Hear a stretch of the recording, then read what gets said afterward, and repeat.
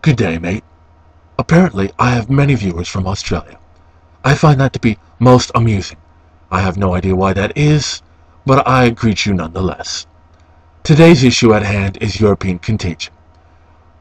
Many people are probably wondering how things became so bad so quickly for all of Europe. It's very simple.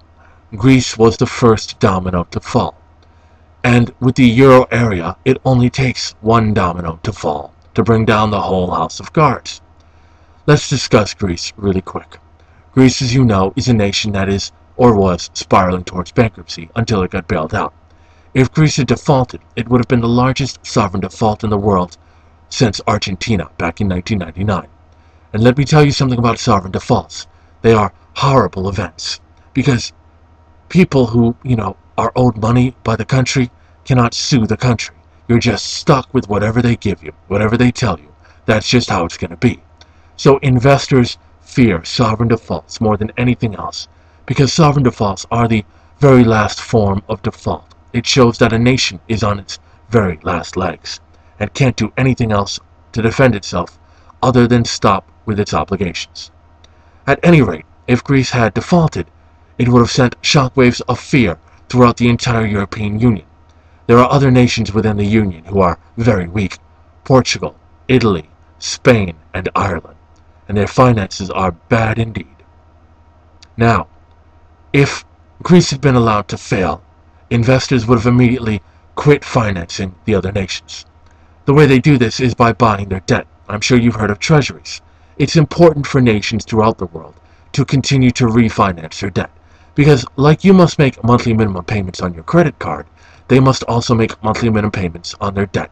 Just like you and I, they cannot simply snap their fingers and pay back everything they owe all at once. It is an impossibility that would immediately lead to default. That's why they have to keep their interest rates low on their payments. I'm sorry, I said that wrong. They must keep their interest rates low on the debt which they sell.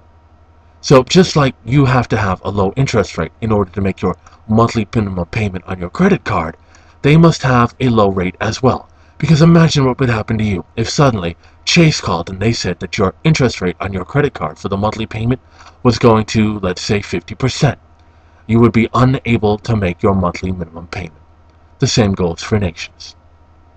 So the EU leaders met over the weekend, and they desperately had to come up with a plan to prevent the interest rates on their debt from jumping.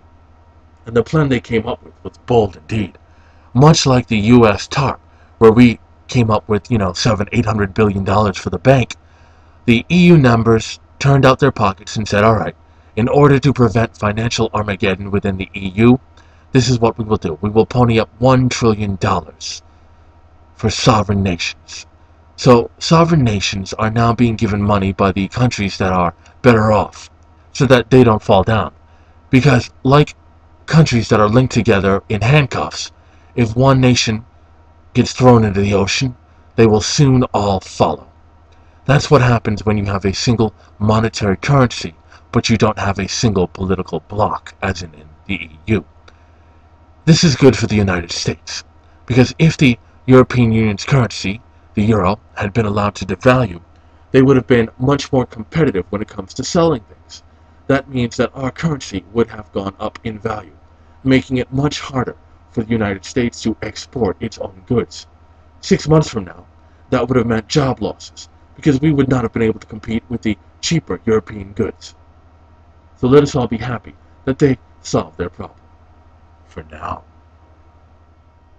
I want to give those of you who are outside of the United States and might not have a feel for our situation an update as to the morale of the U.S. citizenship.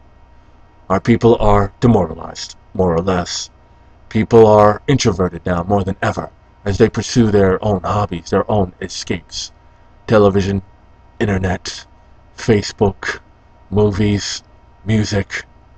People are trying to, escape in any manner they can to while away the time. It is quite sad to see. I'm even affected by it. But what can we do except sit and watch? Amazingly, those in the investment community are not as affected because they still have money. But for those who are not so well endowed, who are not so lucky or blessed, or perhaps cunning and immoral. Life is much more difficult. It's much more different than what you might see on TV. American life is not like Friends or Sex and the City now. It's much more like some sort of waiting game. People still go out with their friends. We still try to have a good time whenever possible. But there's just something missing. Something from the crowds. Something from the population. A sort of lifelessness. Many people, even though they might not be unemployed or underemployed, are still affected because they have family members who are unemployed or underemployed. Everybody now knows someone who is suffering. And that sort of cloud, well, it comes over everyone now. What to say, I don't know. I'd like to say that better days are ahead, but they are not. Worse days, far worse days are ahead. So, if you're feeling depressed right now, you should enjoy it for what it is. Enjoy today, because let me tell you, as bad as you think things are now, far worse things lay ahead. You know, it is not often that I myself am afraid. But now I am afraid. Afraid for the ocean's ecosystem. The oil rig that went down is still killing the ecosystem of the ocean.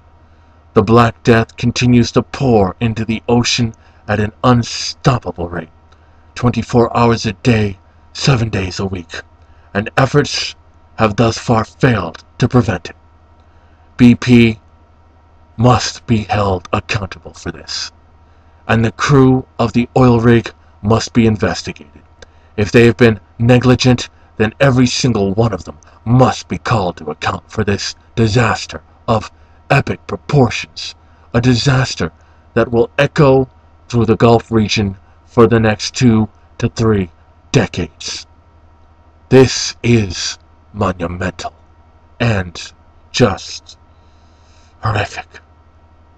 Let us all hope and pray that somehow, some way this can be stopped before it wreaks even more carnage on our world.